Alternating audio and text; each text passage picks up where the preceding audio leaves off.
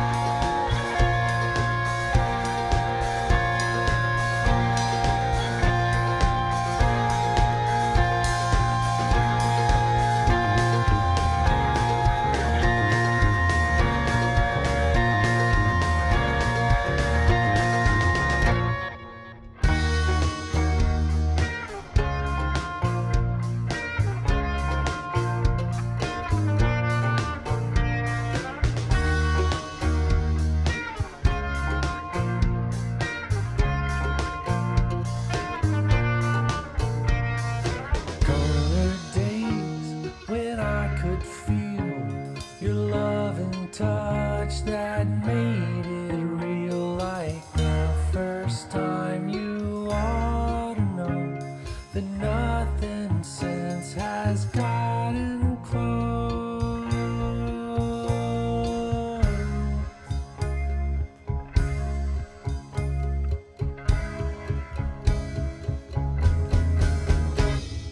Yesterday's red carpet rolled into your haunted house, and now I'm climbing up the walls and I've got no way out. Yesterday's red carpet rolled into your haunted house, and now I'm climbing up the walls and I've got no way out.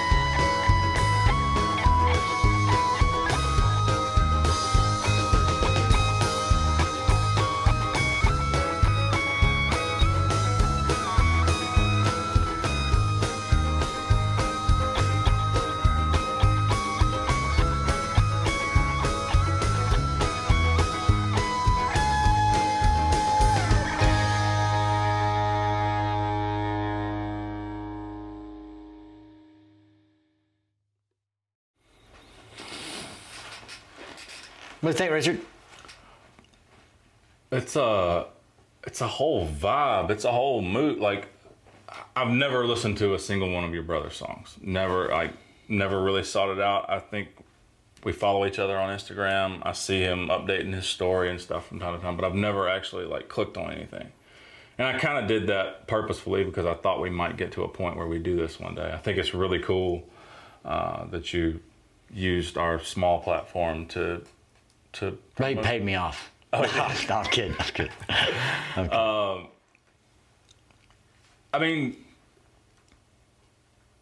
there's that duality that we've talked about in other videos, that he's harping on the darkness of a relationship, I'm guessing. But he's probably one aspect of it. But he's talking about the escape from it. Like, he's hopefully, or in a hopeful way, discussing the escape from it, right? Like, am I interpreting I guess correctly? So. What I know about the dude, because hold on, wait. How is your family so freaking talented? Like, that's your mom sings. She sings. Right? She's a good singer. I came over here one day, and your other brother, Peter, is sitting here at the piano, this exact piano, playing a Radiohead song, and I'm just sitting here going like... My mother made us take piano. Everybody. Everybody. All three of you. Yeah, but none of them. None of them. Well, Peter was younger. He was young, 7, 8 years younger. So me and this kid came up together. Right. Yeah. We're close in age. We're a year and a half in age.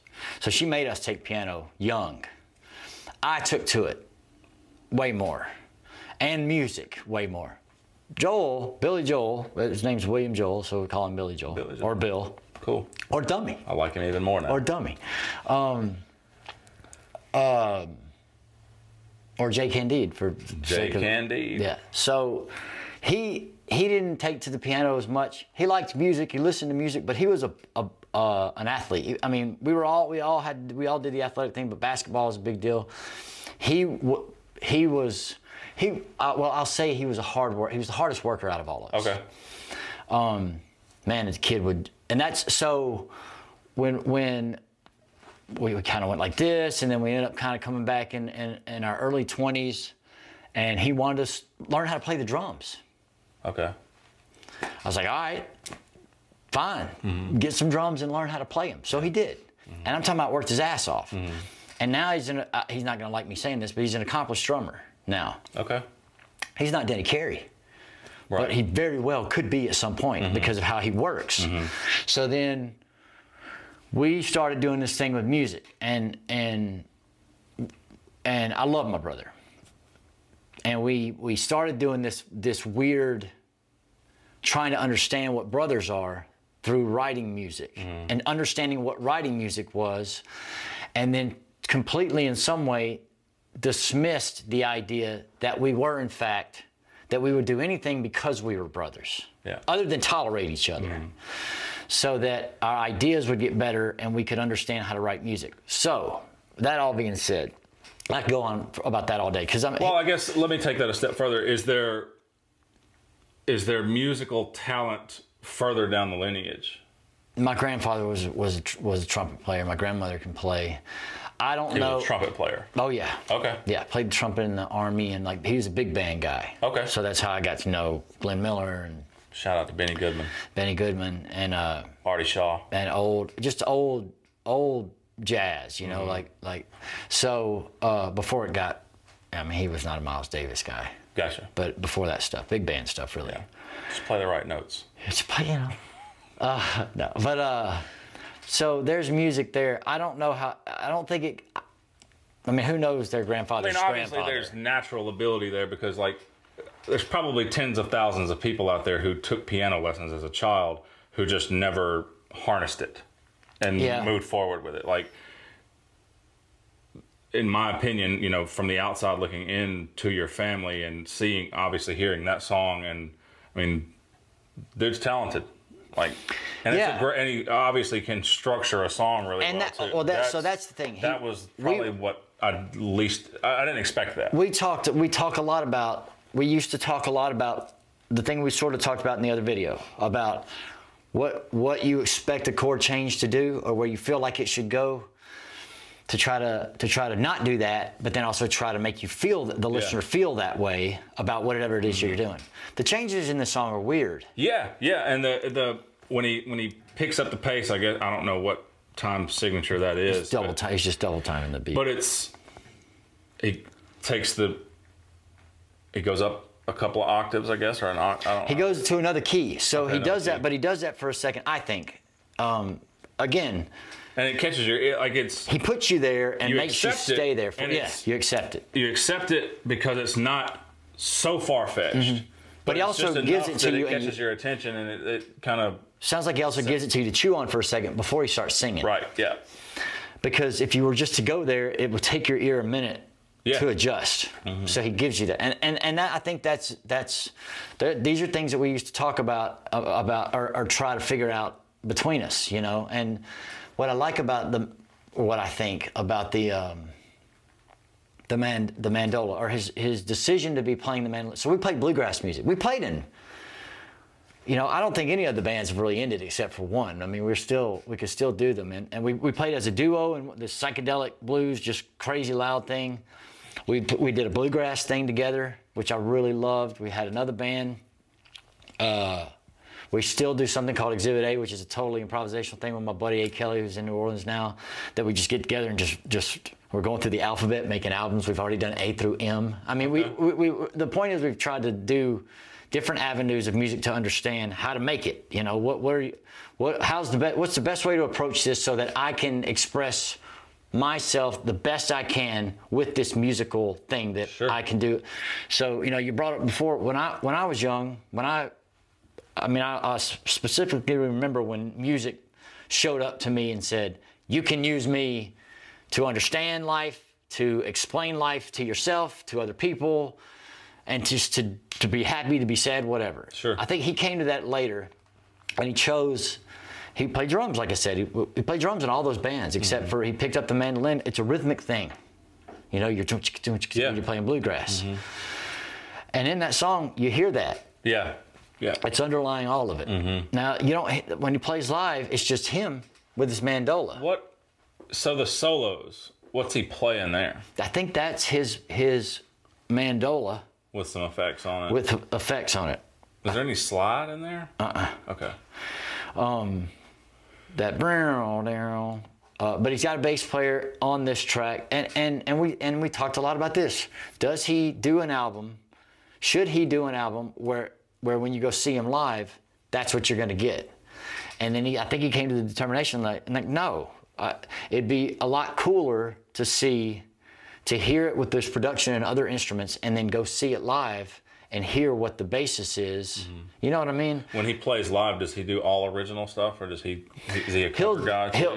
Well, we always. Because I assume he's probably playing bars. Mm-hmm.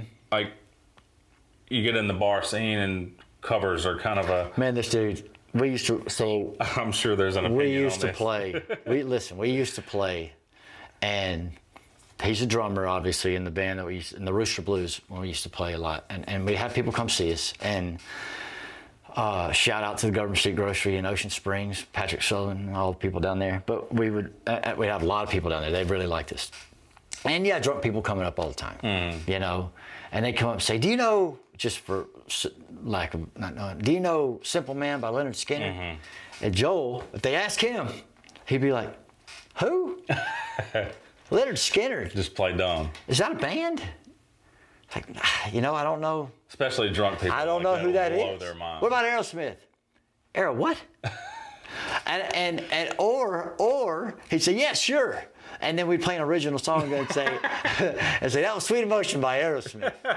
You know, so yes, he will put in a cover every now and then, but it'll be an obscure cover like a Ween song that he likes, or. What did he play? I went and saw him in Raleigh, and we kicked it. Ween or Wings, like Paul McCartney? Ween.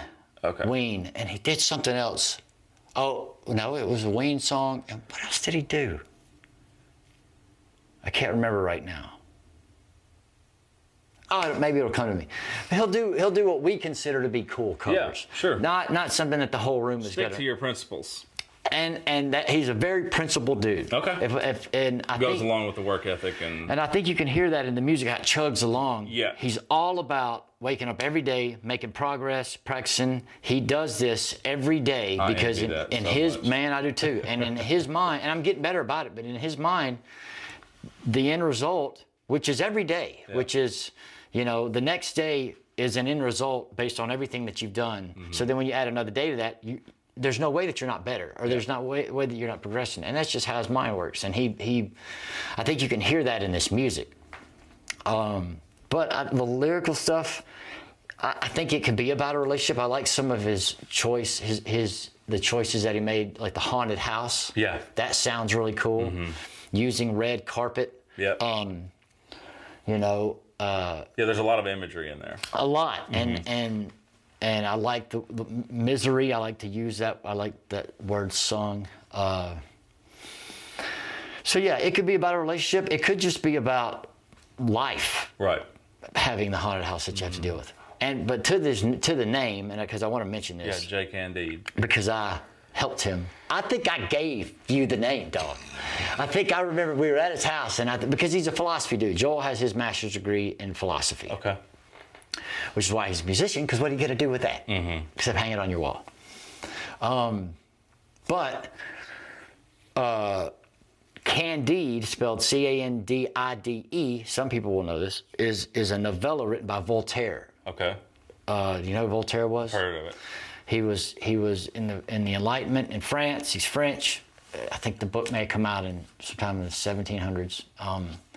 But it's about a guy who is indoctrinated early in life in a place called Eden something. I can't remember right now. Eden something. Anyway, he's sheltered by Professor Pangloss, who has this view of the world that everything is good, everything will work out or something.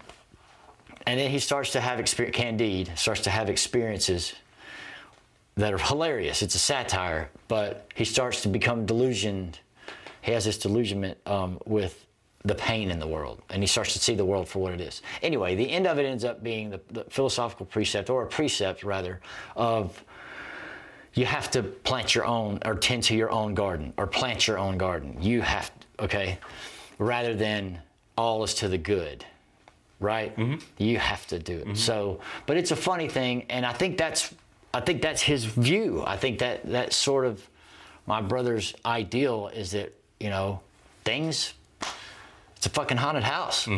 Sorry, it's a haunted house, you know, but as you said, you know, there's this optimism of being able to get out of it and deal with it if you can see it. Sure.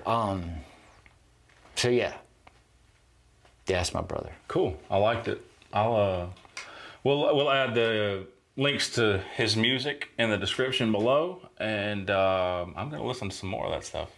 Yeah, man. I think "Love Is Mad" is the name of the album. I haven't heard all of it. I got to hear some of the stuff when I was in Raleigh, and again, he's trying and making the effort. Does he play locally in North Carolina? Oh yeah, he plays. If you're in North Carolina, look him up. Go check him out. All over North Carolina, and he gets out of state. He plays all the time. North Carolina. North Carolina. Is that Petey Pablo? It is. It is. It is. Swing your shirt around your head like a helicopter. Yeah, take your shirt off. Something. Swing it around your head like a helicopter. Yeah, something like that. Yeah.